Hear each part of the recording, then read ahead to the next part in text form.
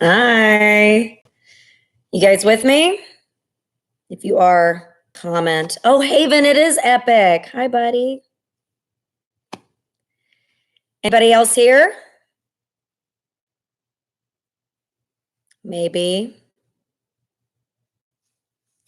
Is the commenting thing working for y'all? Oh, hello. Hi, Kira. Hi, June. Hey, Hope. Oh, good. I'm glad you guys are here. We should actually be able to focus. Hey, Zara. Hi, Caroline. Hi, Charlie.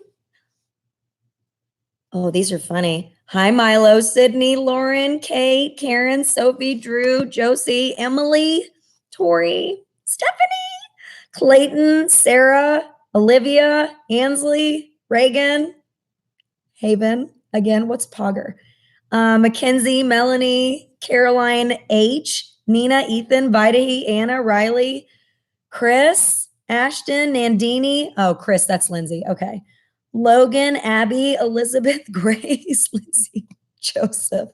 Hi, say it back. Okay. Hi, Perry. Oh, Joy Ann, you were here. Wonderful.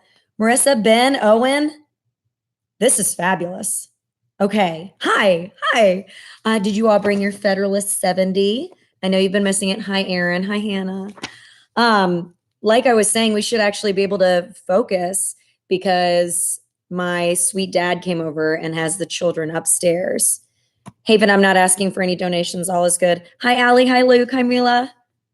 Okay. So let's get it out and let's take a look at this.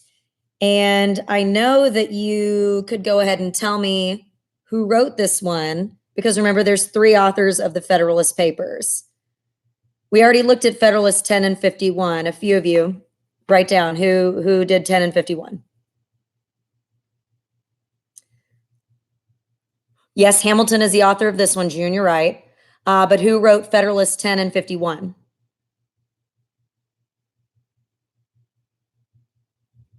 Madison did, that's right. Okay, good, good. So this is an Alexander Hamilton document.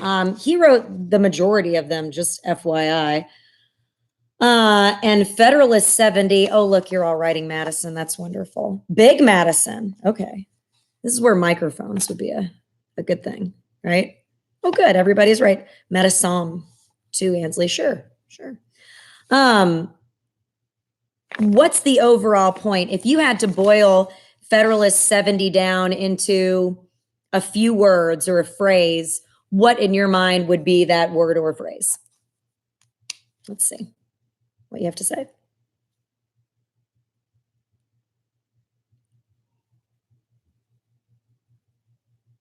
I have some phrases that I would like to use. Single executive, executive balance. I like that. Strong executive is necessary. All of those are correct. Very good. What kind of executive does Alexander Hamilton want? There it is. There it is. I see it.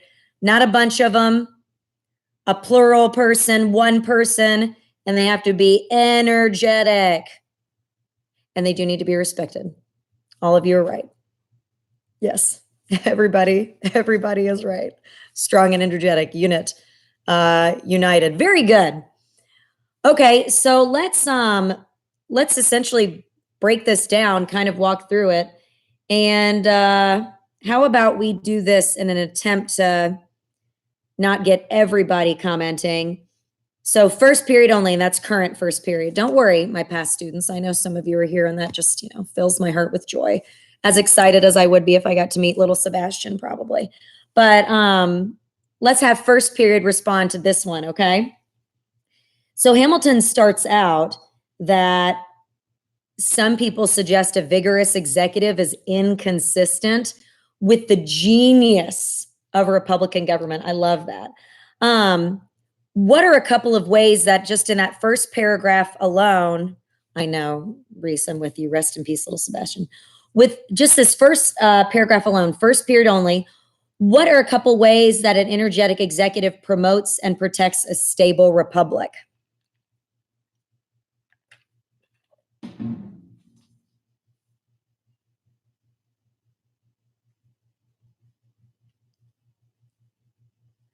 Okay, by serving justice. I like that. Ashley, by serving justice, do you mean looking after things, and if people try and take property, then they deal with that. Is that what you're going for there? Taking care in events. Okay. Alrighty. So Drew says that they protect against factions. Nice F word there, Drew. And lead against foreign threat. That's absolutely right. They are essential in protecting the republic from attacks. So make sure you have that written down, okay? Somewhere on your paper, folks. That's definitely something that I would include. And good, I'm glad that's what you meant, Ashley. Um, Caroline, you mentioned creating security for liberties. Absolutely. You want to protect people's liberty and their property from those factions or lawless mobs. And that, in a sense, Ashley does serve justice. Stephanie, you agreed with Drew that they do protect the community against foreign attack. Good. Seisha, yeah, way to pull directly from the document. That's always good. Steady administration of the laws. What does that mean, Seisha? Steady demonstration of laws. Or steady administration of laws, excuse me.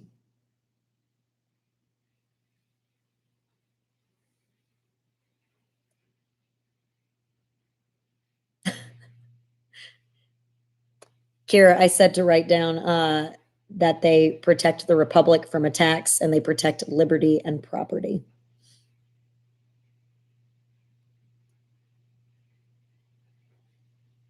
Well, I tell you what, Seisha, I'm going to help you out just because I don't know how far down we are in our comments. But if you have steady administration of laws, that means that one person is making the decisions and they're likely to be consistent.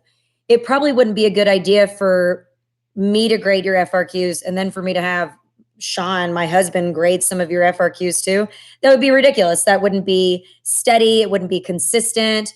There wouldn't be like a uniform, well, there would be maybe a uniform rubric that would be used, but he wouldn't know how to use it, you know? So if you have more than one person in the executive, that's going to cause some problems.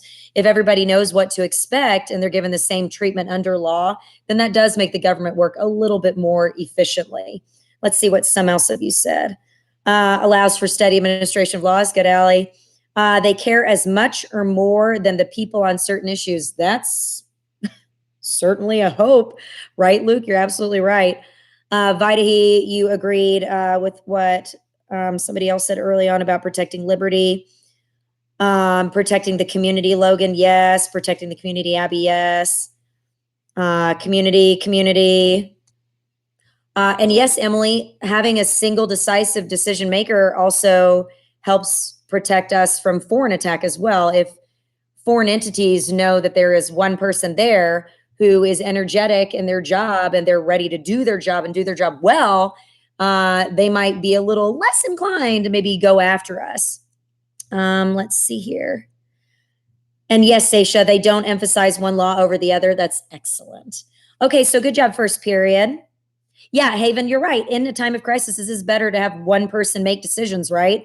Right now, I mean, goodness gracious, with the pandemic that we're in, it is fast. It's helpful.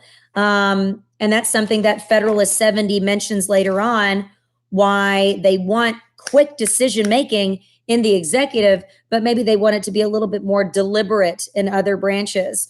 Which branch do they want it to be a little bit more deliberate and slow in? And by they, I mean the framers.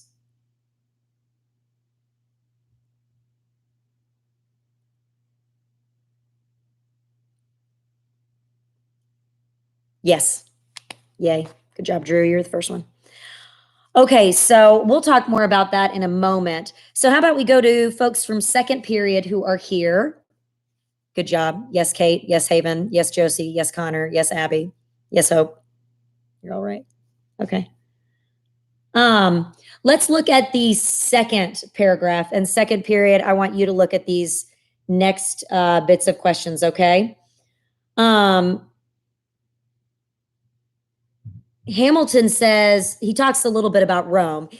Second period is best period. Okay, Ben, bring it. He talks a little bit about Rome, the world's first major republic. It makes sense that he would bring up Rome. But of course, What does Hamilton want us to keep in mind about Rome? Why is he referencing them? A fair amount, too.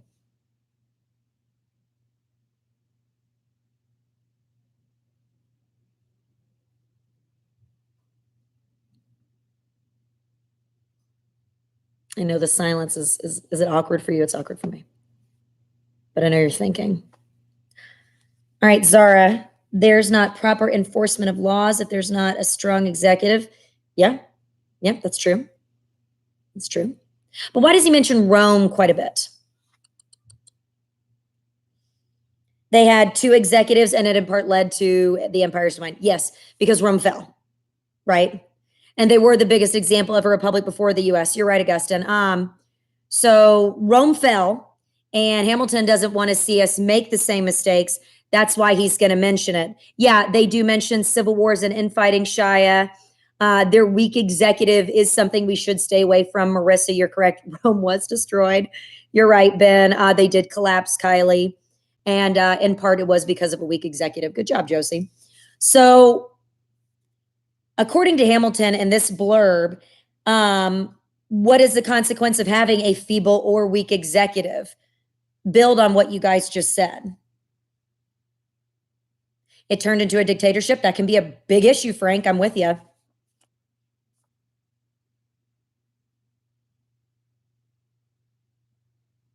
Weak execution of laws and protections. That's right. If you don't have your law being executed well, then what kind of government do you have? You have a sucky government. Eventually, it's going to be rendered dysfunctional. It's not going to have any sort of strong administrator that's able to command respect. It does imply a feeble execution of government, Grace. You're right. And if you, as a leader, can't command respect of your constituents with no power to implement law, Riley, it can cause infighting and real power for the country. Josie, you're absolutely right. And the people aren't really gonna obey. And you're right, Ben, they're not going to be able to protect the people or the republic. If the people do not give clout, to use one of your words that I know you love, to their leaders, then that government is going to go bye-bye. Can you guys think of some famous examples where the government was not seen to be strong enough, and so the people tested it to see if it would hold up? I mean, I'm asking for in our country, examples of people testing the government in our country.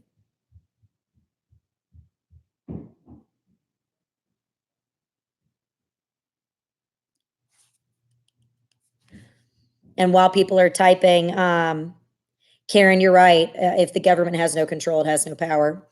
And Sophie, yeah, the weekend leaders are going to govern weekly themselves. And yes, Elizabeth, way to come back, first semester student. That government can't defend itself. Good. Yay, guys, you're right. Shay's Rebellion and the Whiskey Rebellion. That's what I was going for. Bravo to all of you. A round of applause. Yeah, I mean, the farmers really challenged Massachusetts government with that tax on land, right? During Shay's Rebellion. And the Articles of Confederation couldn't do anything because they didn't have the power to raise an army. And so they're poking holes at that weak government. You're right. The Boston Tea Party is an example of challenging the British. Sure, Zara, you could absolutely say that. And then the Whiskey Rebellion is a very good example of when we challenged the government and the government said, okay, okay, you want to come at us? We are united under a single leader, a strong executive, and we will suppress this rebellion. The Whiskey Rebellion was happening when the Constitution had already been written and ratified. Shay's Rebellion, like you all mentioned, Brandon, specifically when the Articles of Confederation was in power, remember, no executive, right? No executive. In fact, no branches. Really, the Articles of Confederation only had what?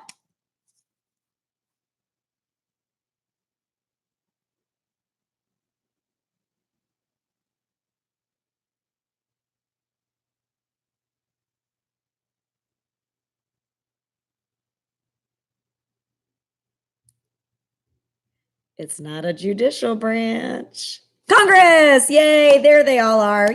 Yay. Good job. And yes, a lot of power for the states. You're right. But in terms of the articles and the federal government's power or lack thereof, it was just Congress or UNO branch. You're correct. Just the legislative body. They could suggest things, yes, but they couldn't enforce things. You're absolutely right. And it was unicameral. That is correct. Okay. Good job, second period. Let's go to the next page. And I'd like to hear from my folks who are here from third period. And don't worry, first semester students, you're going to have your time to shine as well. All right. So in this little part, Hamilton is talking about what is necessary for an energetic executive. So he comes up with 4 key ingredients. So let's go ahead and identify them easily. And then let's delve a little bit more into each of them. So third period, feel free to identify one and then explain to me what it means.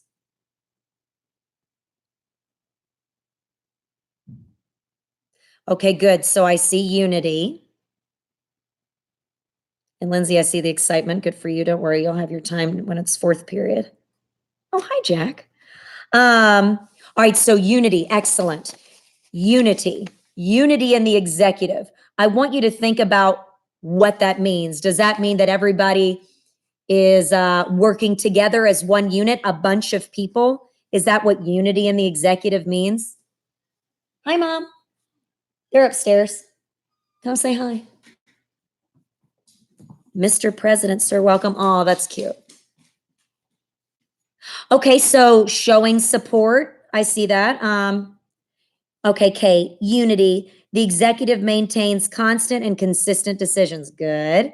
And is it suggesting that it's a council that's united? I know we already touched on this, but just to reiterate.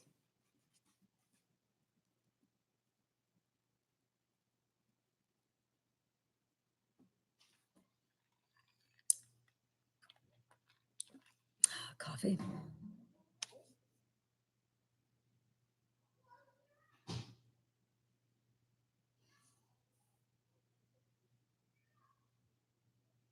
Unity is referring to the fact that it's one leader, just one. One. I know that can make people a little bit nervous because with one leader, maybe people are reminded of dictatorships and that can be kind of scary. But we're talking one leader. Okay. Now, a few of you said duration, right? Lindsay, Mackenzie, Anna, Melanie.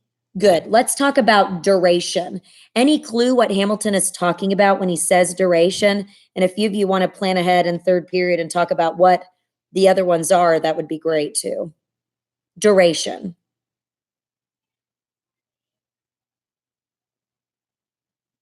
Duration is essentially what?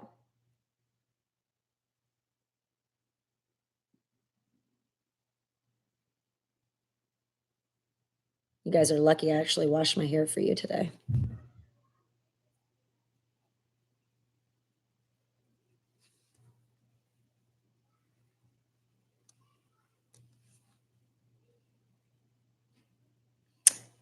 Are we okay? There we go.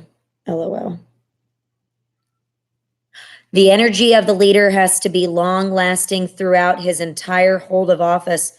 That's good. Yes, yes. Consistent decision and law over time. Because they're in there for the duration. The ability to work for a long period of time. Good, good. If they can't keep up with what's going on, you're right. They cannot efficiently do their job. All right. So June's speaking to the duration of energy. Mackenzie is speaking to consistency for the duration of time. Sydney is talking about the ability to continue going because if you cannot, you do not need to do the job. You guys have seen those pictures comparing the presidents on day 1 of their job compared to day 2 of their job, or not day 2, the end of their job, right? I mean, President Obama, he looked kind of, young. I don't think he had much gray. Then when he leaves, it's salt and pepper. I kind of think salt and pepper can be attractive. I'm just saying, but anyway. Yes, they can disintegrate. Okay. Long lasting and strong, Melanie. Energy has to be durable and consistent. Oh, I see. Don't worry. Yeah, they do age so bad. They do. I mean, it's rough. It's like rough. Augustine, Obama is pretty attractive. And it's such a shame we don't have the microphone option working because you could do your Obama impression for me. Facts. Facts. Oh, you guys are adorable. Oh my God. This makes me happy. All right. So duration. What I'm talking about here is the time in office. Okay. Um, okay. I'm just gonna let this go on for a little bit. Um, you've got to have enough time in office to garner experience. You've got to have more time in office to gain respect and to have leverage necessary to carry out the responsibilities of your office. Also, don't forget, it's kind of like the role of a trustee senator. The president is in there for a longer time. They're not constantly up for reelection the same way representatives are. So if they need to kind of do their own thing for a little bit, they really can. And they can make decisions that in their minds are in the best interest of the people. And so they can take bold stances on issues for what they consider to be the greater good and not necessarily feel too beholden to the whims of the people. I think it's safe to say that President Trump is starting to do some of that now. Did you guys see how small of gatherings they're wanting us to limit ourselves to now?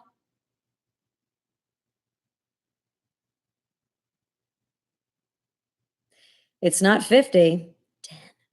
10. Yeah, it's 10. That's a small group. And that's not going to be popular with people. Good job. You all got it. Hats off to you. 10. 10 or less, yeah. So that's a pretty big deal. It's not going to be popular. Um, the people with 22 kids. The Duggars? Is that right? Duggars? I'm not very good with this. But anyway, they gain respect from legislators for being in office longer. They respect their ability to competently guide or oversee policy as they're gaining more experience. Okay. Something else that I believe Charlie mentioned a while ago is adequate provisions for support. That's pretty straightforward. Do you know what adequate provisions for support are? It's money. It's money. And guys, you recall, hopefully, if you've watched the PowerPoint already, how much does a president make a year now? Salary, that's right. They have 19. Do you know how much the president makes? Do you recall? Lots of money, Karen, you're right. Yes, yes, 400,000. And do you guys recall that that's a significant raise from 2001? They were making $200,000 and now they're making $400,000 a year. Yay, you guys all got it. It is more than me too, Seisha. Okay, well, you can come say hi, honey. It's all right. Yes, 100%, Kate. You're right. I mean, I'm not going to lie, guys. I could deal with a 100% raise. Here, look, there's Moana. And then she's gone. Okay. So would you call that adequate? I think I would call that adequate. Of course, for most of them, they're taking a pay cut. And remember, President Trump is not even, I know, she's so cute. And President Trump is not even accepting this salary. So, but if we give them adequate provisions for support, you guys are funny. If we give them adequate provision for support, that's resources to sustain them for carrying out their responsibilities. And did you guys know that Congress cannot pass a law diminishing how much they make while they're in office? They can't. Also, Congress can't give themselves a raise in the same term. That's Amendment 27. I don't know if that rings a bell. So when Congress gives themselves a raise, that applies to the next Congress coming in. But of course, that's funny. Why? Do you recall?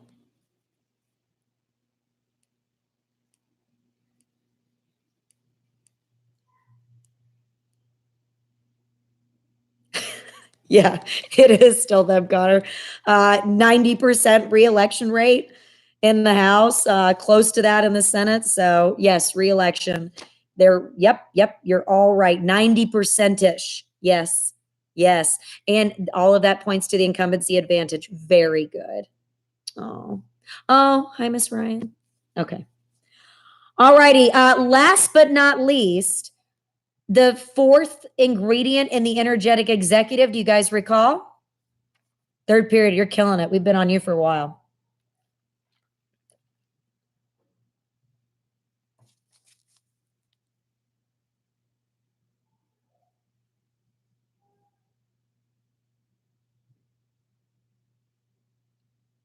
Yay. Good job. Oh, and Clayton, you're going after it. Okay, so competent powers, you're all correct. June, Kate, Charlie, Reese, Melanie, Sydney. Good job. So it means they have enough influence given to them to make the changes they believe are needed. Nice. That's right. So they're given, yes, good example, June. They're given sufficient powers to maintain their independence and to counteract the legislative branch if necessary. I did mean the fourth one, Seisha. It's okay. So yes, like veto. June mentioned veto. What's another thing that the president can do? A competent power. Judicial review is more SCOTUS. Executive orders. I like that you went there. That's good. Even though that's not an express power, it's something that they utilize a lot. And I know you guys are looking into those currently. Executive orders, very nice. Hopefully, all of us that are responding, you are following what I said, that those are not expressed, but they're still used quite a bit. Those are implied. Yeah, deploy soldiers, very good. Declare war is Congress, but that's okay, Reese. What is the president's role in terms of war?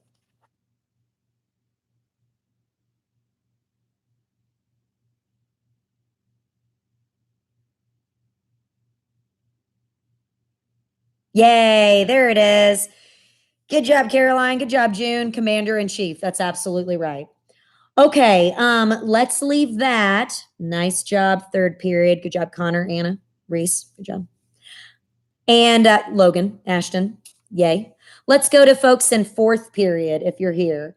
So this next part is talking about how smart people like the idea of one person in the executive and many people in the legislature. So Hamilton believed that political parties have properly struck the right balance between responsibilities and powers according to the executive and legislative branches, or as I wrote on my paper, not kidding, the right stuff. We've already touched on this, but why do you think unity is so important? Why, according to Hamilton, should we just have one person in the job, acting as commander in chief, using the veto, issuing executive orders, as opposed to many? Why is one a good idea?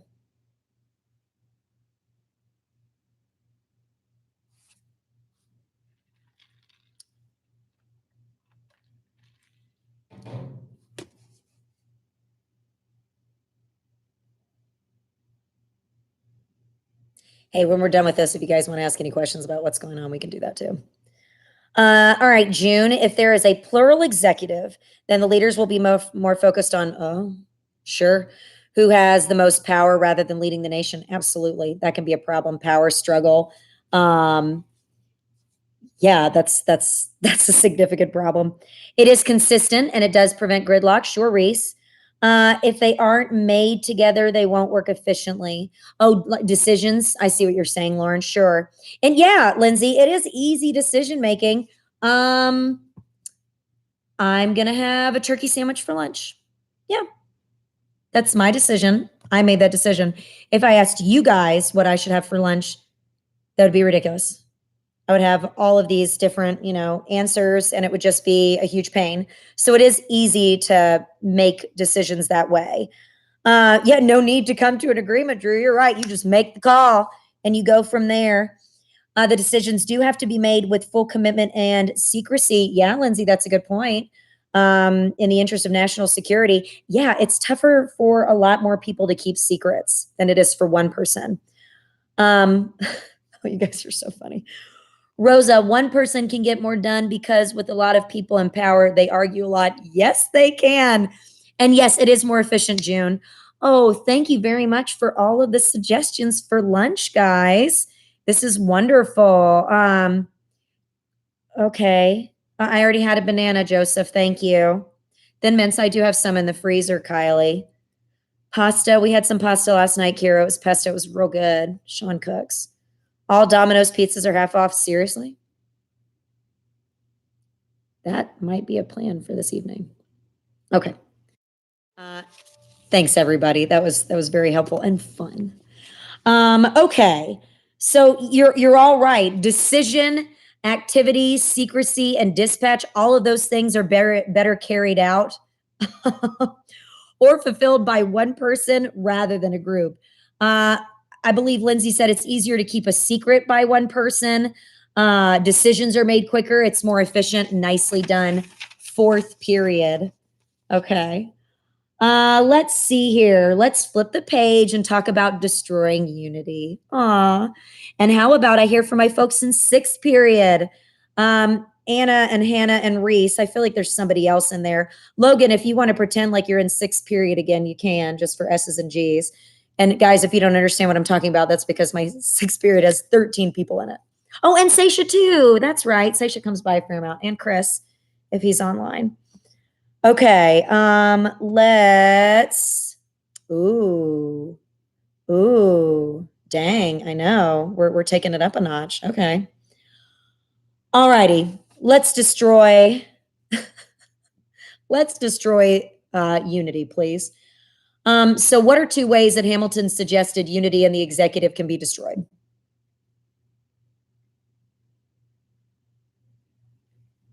All right, sixth period, prove yourself. Come on. There was a lot of trash typing. Is that a thing?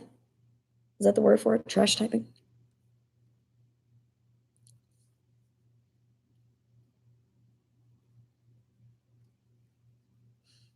There we go. Nice. Nice. Okay, so Caroline, vesting power in two or more magistrates. That's absolutely right. Especially if you give them equal power. I mean, that's just a recipe for disaster. Let's see here. Having power in two or more presidents with equal dignity and authority. Yes, Hannah. Lindsay agrees, giving power to two or more officials with equal authority. Sarah agrees. Anna agrees. Logan agrees. Breaking up the power, Nina. That's right. Absolutely. So if we broke up that power and you give them equal authority, that's one way to kill unity, and that's going to destroy the executive. The other way is to give one person power. Oh, June, you just touched on it. One person power, but that one person is dependent in part on support, or they need agreement or permission from a council of advisors. Okay, that sucks. That's not going to work. That is essentially creating a figurehead, right? The president does not need to go to cabinet and say, I want to do this. Can I do this? That's not how our nation works. Yeah, exactly. It is like Queen Elizabeth in Parliament. That's an excellent example. So we can't have two or more magistrates or executive with equal authority, and we can't have somebody who is a figurehead. That's just not going to work. Nice job, sixth period. Okay. This next paragraph, if you go down to the bottom, I essentially gave you the answer. And in this part, Hamilton is talking about the Roman Republic, where the two councils shared authority. And it often resulted in something that you guys brought up a lot earlier, infighting, civil war. And so to avoid this, the consuls would divide up the Roman territory into parts. And that's not going to work. You can't have co-presidents of a club, right? Let's talk more about co-presidents of a club. Is anybody a co-president of a club in here before I dive into this? It got a little heated in third period of last semester. Do you remember that? It got a little heated, didn't it? Okay. Let's talk about rejecting a plurality. And I'd love to hear from my students from first semester if I can. Do you recall what are some of the dangers of having a plural executive with? Oh, okay. All right. So we've got a lot of co-presidents. Here we go. All right, co-presidents. Oh, let me go back to this. Reese, you said he kind of has to do that with Congress. Um, that's true. The president does have a few things that he can do unilaterally. Okay. Okay, unilaterally. Executive orders, executive agreements, signing statements. We went over that. But if he does need funds, he does need to go to Congress because they have the power of the purse. So that's a good point. Thank you for raising that. All right. And I see that we've got a lot of co-presidents. So let's try to keep the drama to a minimum. And Allison's already answered the question. Okay, great. Here we go. Triam has a lot. Okay. And Vitahe's already answered it. So the multiple dangers of having a plural executive with equal powers. So if we have two executives with the same amount of power, what can happen? Allison, you said a difference of opinion. Good, good. Weakened authority and distracted plans and operations.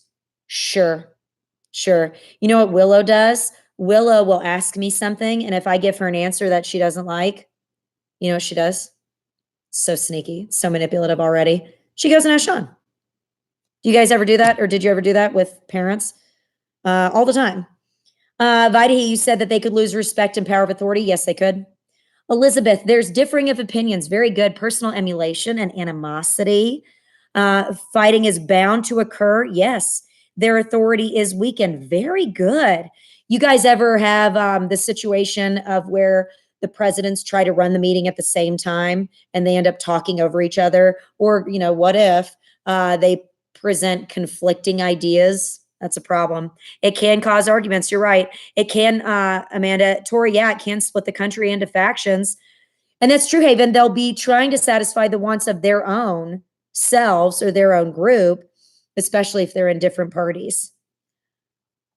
I love that some of you responded to what I said there. Yeah, a difference of opinion can lead to rivalry, and that's not good. You're constantly trying to one up somebody, and then there can be resentment between the leaders. I imagine it's possible there might have been a argument between some of you co-presidents once upon a time, and maybe a little resentment. And because of that, it would be harder to carry out the laws. And what if there was an actual emergency? And you have infighting and you have a difference of opinion? Let's do this. No, let's do this. No, let's do this. I mean, what if Governor Kemp had a council of 3 and they were trying to decide what the heck to do with schools right now? It's a problem. It's a big problem. Yes, Kayla, you're right. The internal conflict could distract them from the threat from outside. That's absolutely right. They get their priorities skewed.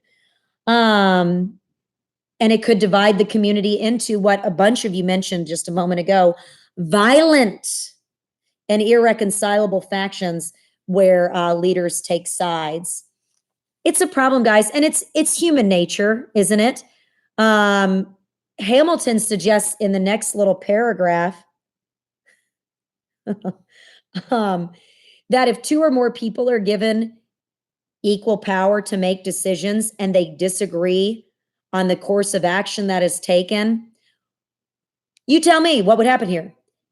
If they disagree, rather than seek compromise, is it possible that they might stand true to what they want to do and fail to see that it's not the best? That they might only advocate their position? Kaylee says no. Compromising is lame. Sure, sure. What do we call that? Where you refuse to see the other side of something.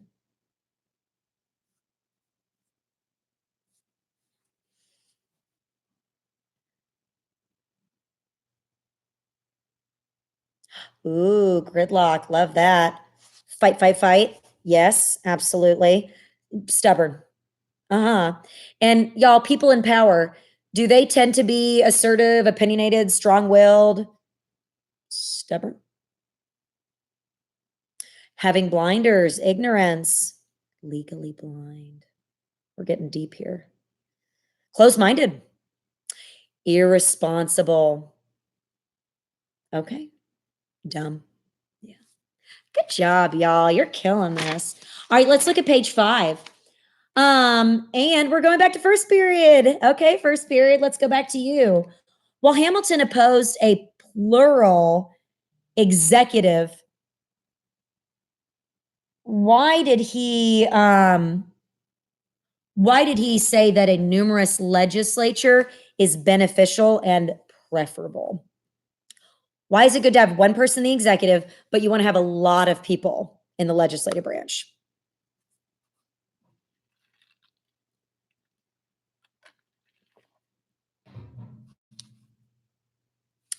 While you type, I'm just going to see what somebody just sent me. My husband's at a pool. Ooh, dirty pool. Okay. Sorry, babe. I'm having a great time. I'm going to take a picture. Okay. All right, so here's what you said. It promotes deliberation, Caroline. Yes, yes. Multiple opinions on a matter. Absolutely. It promotes differences in opinion. Yes, Mila. Encourages options. Yes, Vaidehi. More opinions is better, Seisha. One would certainly make that argument. Kayla, with so many people and different opinions. Going back to Madison's argument from Federalist 10. Yeah, one majority can't take complete power. Very good. They act as individual representatives for the people. Yes, Drew, they do. It helps in discussion of problems and their solutions. Absolutely. Absolutely. If I really couldn't decide on what I wanted for lunch, you guys just gave me a plethora of choices, and that was very helpful. Yes, Joseph, differences in opinions. It is a pool of opinions on ideas, Luke. Drew agrees with you. I think that's what that means, right? Is that what that little arrow means? Diversity in legislative leads to more solutions. Sure, Abby, it can. More opinions does not always mean better. That's true, Renato. That's true. But the legislative branch does need a lot of different opinions so they can debate and perfect laws. They do. I mean, guys, the legislative process is supposed to be deliberate and slow on purpose. And the more people we have, remember, the more opportunity we have to be better represented, right? Districts in the House of Representatives, the state's interest for the Senate. You have more opportunity for diversity actually in Congress. Okay. And yes, it does protect the interest of more groups. You're right. Okay, good little discussion there, folks.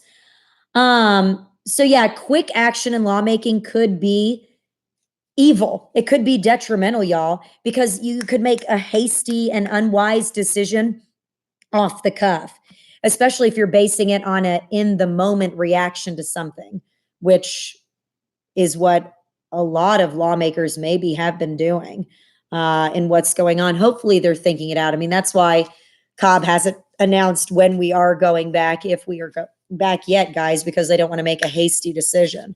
But having a legislature, like so many of you mentioned just a moment ago, made up of diverse opinions and voices, does encourage more thought and input from different perspectives. And so it can help check the excesses of the majority, Federalist 10. In other words, you want the process of lawmaking to be slow, but you want the execution of the law to be quick. So prompt decisions can be more of an evil than a benefit. That's true, Emily. They absolutely can, especially if they're made in the heat of the moment. Like banishing Cordelia. I don't know what that is. What's Cordelia? What is that? And yeah, Ansley, it's always good to promote deliberation. Okay. Good job, first period. The next part I gave you, this is where, oh, King Lear. Thanks, guys. You can tell where my strengths lie. It's definitely more in government and not in literature. Thank you very much, Caroline and Kylie and Sarah and Abby. Alrighty, so next up, he's talking about a council of advisors. All right, second period. Oh, never mind. I gave it to you. Look at this last sentence though. I had to look up some stuff. I imagine you guys did too. Um, let's see. An art for cabal and the council would be able to distract and to enervate the whole system of administration. If no such cabal should exist, the mere diversity of views and opinions would alone be sufficient to tincture the exercise of an executive authority with the spirit of habitual feebleness and dilatoriness. Anybody else have to look up stuff there? I did.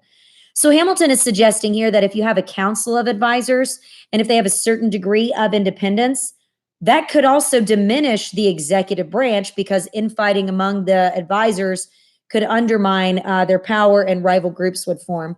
But we do have a council of advisors, don't we? What council of advisors do we have?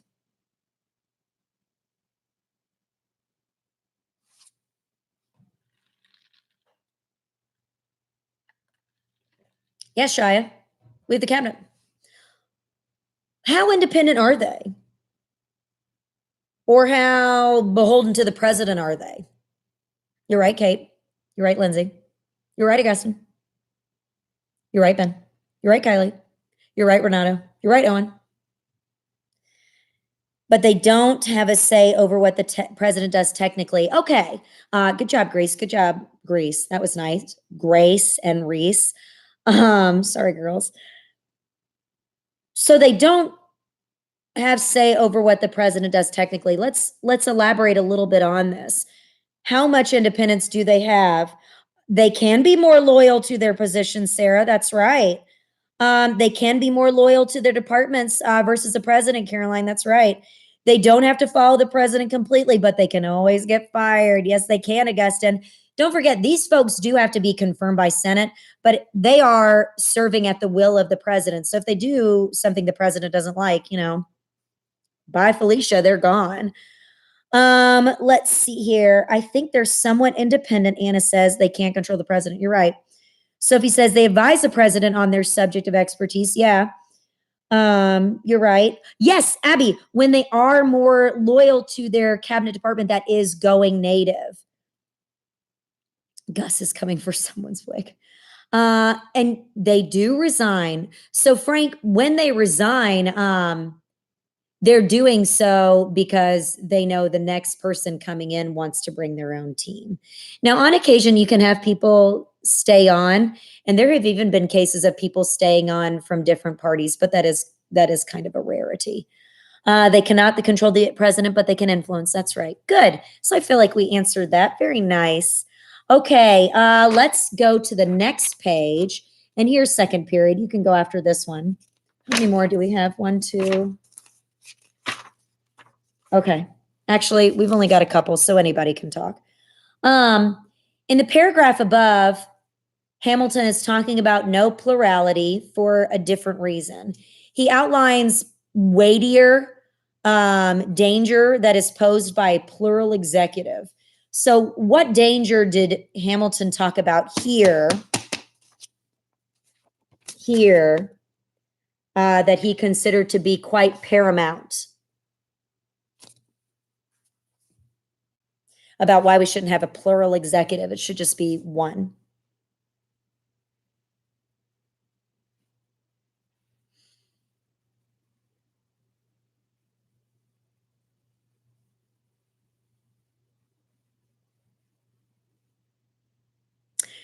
That's right, Olivia. Yeah, they can hide. They can hide their mistakes and allow the blame to not be placed where it should be.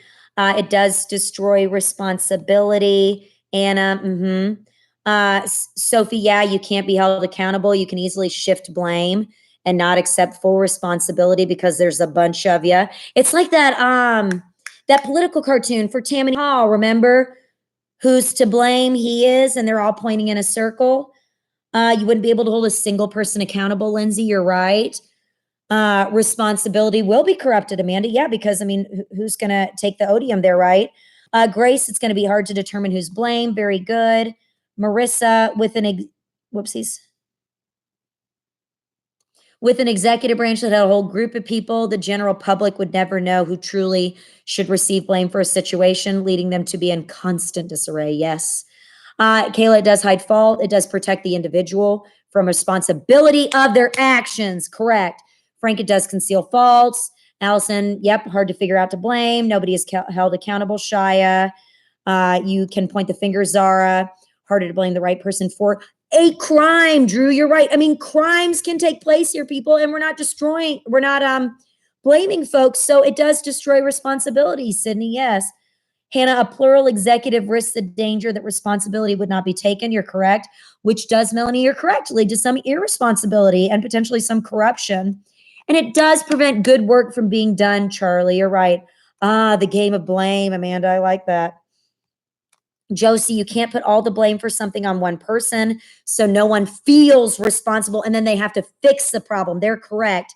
And yeah, Lauren, I mean, where does the emphasis for responsibility go? So you guys are right. If something goes wrong, who do we blame? If there's too many people there, you can't point the finger and no one is being held accountable. It's very easy to shift that blame. It's difficult for the public to know who to blame for what is happening. And it can be true if a scandal arises, right? Because again, the public has a hard time assigning blame. And if the president is relying on a council to make a decision, he can blame them. So that's just, it's just ridiculous. Ridiculous. Okay. So the next box, in what way does the plural executive make it difficult for the people to place a check on the power of the executive? Ooh, that's a little bit of a different direction than what we were just talking about, but we can apply what we were just saying here. So how does that make it difficult for us to check the president's power if we don't know who to blame?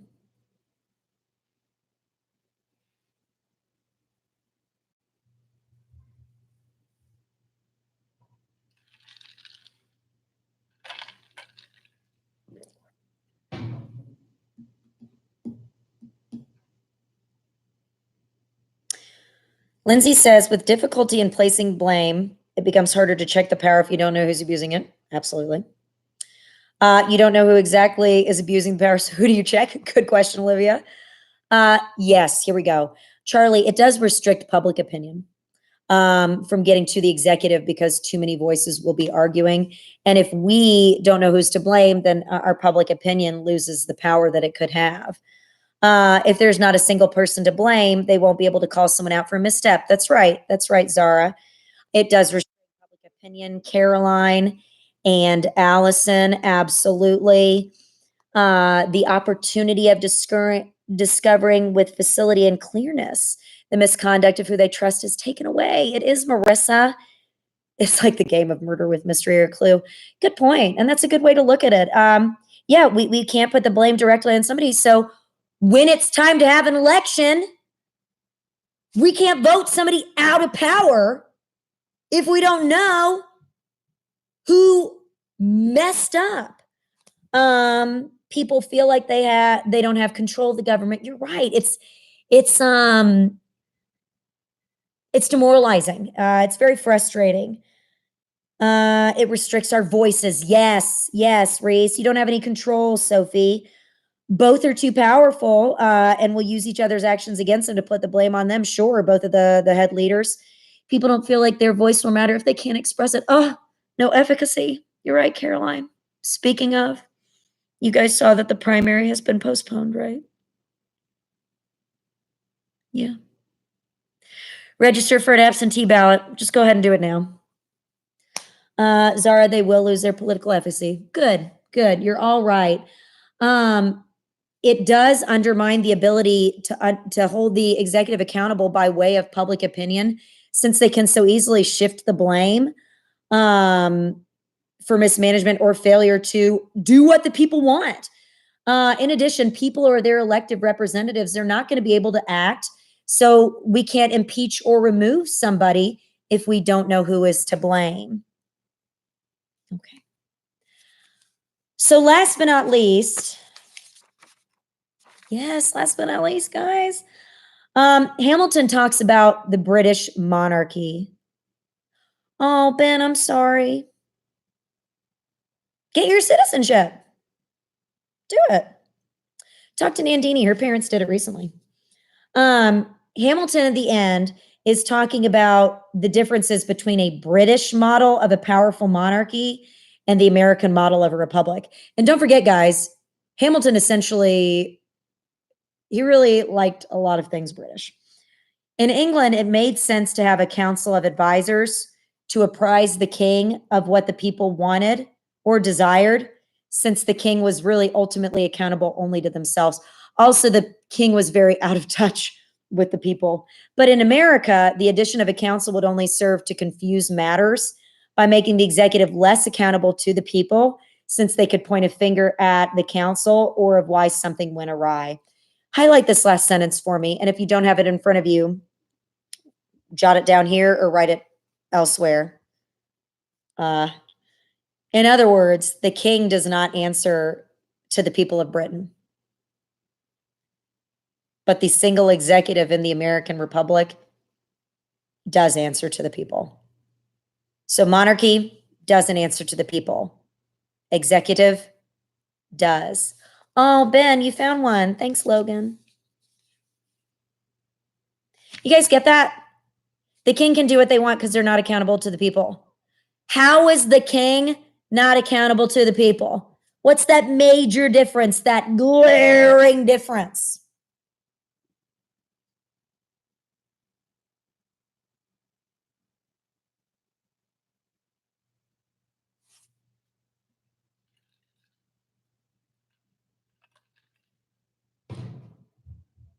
How does the king get to power?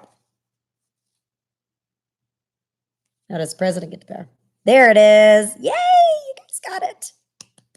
They're not voted in, no, right? That thankfully that divine mandate stuff is done, but they are not voted into power. Oh, good job, everybody. Good job. You're all right. This makes me happy. If I can't see you, at least I can get this. You're all right. Yay. Okay, folks. So last but not least, that last little box, Hamilton says, if you have a council of executives, it would be even more dangerous because it would appear that power is being shared. If they act together or if a clever leader manipulated the others, they could abuse their power just as easily as one leader. So what's the point? If there were only one leader, you'd know who to blame. And then you would also know who to remove if they're doing a crap job. So a council of advisors, rather than a check on the executive, could be just as well be a block to his good intentions or simply support him in bad deeds while masking who is truly to blame. Reestablish the monarchy 2020. Aw, you guys are adorable. So the council might be a check to the executive, but they could also block good stuff too. So it's just no go. So in a nutshell, I want you guys to take a minute and write down a takeaway from Federalist 70, because this is one of your 9 required documents that you need to know. So what is something you're going to take away from this document that you could use when you're writing about it for the argumentative essay? And that is, while you're typing, I'm just going to keep talking. That is what you're going to see where you're going to see these foundational documents is in FRQ4, the argumentative essay, where it gives you some information maybe from one of the required 9 documents, and then it asks you to make a connection to another one of the required 9 documents. And it gives you a few to use, and then you've got to pull that outside information in. So hopefully connecting the Federalist Papers would be easy for you. All right, so what's your takeaway? I want to know. What's Federalist 70 takeaway? Maybe you could write it on the back, right here. Or if you don't have it in front of you, you could write it on a piece of paper or write it in a note on your phone.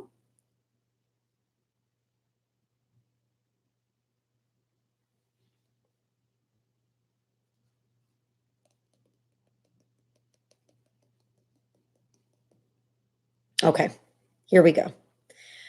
Our republic needs to be strong. Yes, it does. And an energetic executive who is beholden to the public and makes decisions in an efficient manner. Yeah, so energetic executive, one of them, and they make decisions efficiently because there's one. Very good, Anna. All right, Kate. Oh boy, here we go. A perfect executive is almost impossible. Yes, it is. But a single executive is better than one is plural because it better protects constituents and makes for a more efficient executive branch. Good, good. Seisha, strong executive leader. Good. Maybe add in one there. Olivia, the U.S. has used past examples in history, including the Roman Empire and British monarchy, to establish an effective and energetic singular executive to serve as head of the country. Good. Nandini, executive should be singular and united. Good. Sophie, a strong presidency provides unity, stability, protection. A strong presidency not only protects the people from other countries, but also for themselves. Yes, yes. Sydney, singular executives are more effective than plural ones. Good. Whoops. Okay. Absolutely. Seisha, good executive equals strong government. That's right. Charlie, it feels like there was debate over how they could establish the executive branch, and it might still lead to problems in the future due to criticism about it in this day and age. Yes, of course. It would be interesting to see what the framers would have to say about how much the power of the executive has grown, because most political scientists would tell you that the power of the executive is much stronger than it certainly was at the time of the onset of the nation. And some people would even say is surpassing Congress. And in a time of divided government, that's a really sucky situation to have. Jason, strong singular executive leader that is held accountable by numerous legislature. Good. Caroline, a singular executive leader allows for decisions to be made efficiently while upholding the foundations that protects constituents and their representation. Nice. Ansley, the U.S. requires a strong, energetic executive. Plural executive is dangerous. Good. Grace, plural executives will. I lost you. Hang on. Where'd you go? Plural executive will divide the country into violent factions. Yes. And it will be unclear who's responsible. Excellent. Okay. So I'm not going to go through the rest of these because all of you responded and it makes me happy. So just know that I see them and I'll look at them later. And if I see anything that presents itself as a problem, I'll reach out to you individually. Okay. So that's Federalist 70. I hope that went well for you. I think it went well. I will not delete this. I'll keep this up on the YouTube channel. If you want to go back and look at it later. We'll do more of these. Obviously, we'll have one for Federalist 78, this unit as well. And on Friday, I'm just going to show up and ask if you guys have any questions about what's going on currently. Or if you have any questions about the executive branch. Okay. And we'll fit in the bureaucracy next week. And we'll also do the budget next week. I thought it might be too many assignments. And this went a little bit longer than I thought it would, but I mean, yay. That's just wonderful for me. Yes, good job, everybody. That was wonderful. Oh, you're welcome. My pleasure. Okay. So I guess I'm going to say farewell. Here, you want to go say hi to Willow and Wyatt? Hang on, I'll take you up real quick. You're welcome. Oh, ow. Okay, sitting for too long. Here, come with me. Bye, Kayla. All right, we're just going to say hi.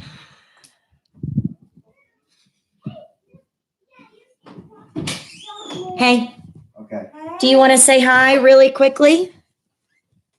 I can't see them. I know you can't see them, but I thought you might want to say hi. Is it Sean coming home? Yes, it is. Oh. Here, say hi, guys. Hello.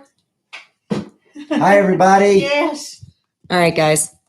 No, we're not doing MTV Cribs. All right. I adore you all. And I miss you a ton. Being a teacher without seeing students is hard. Okay. Bye, pumpkins.